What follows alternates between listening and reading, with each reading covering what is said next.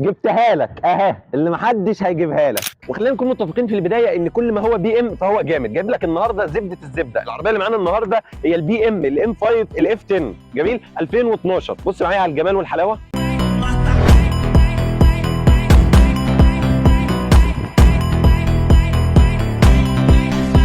قبل اي حاجه انا حابب اسمعك صوت الوحش اللي قدامك ده. طبعا العربيه راكب عليها ديفيوزر وطقم اكزوست جامد جدا. اسمع صوت الوحش.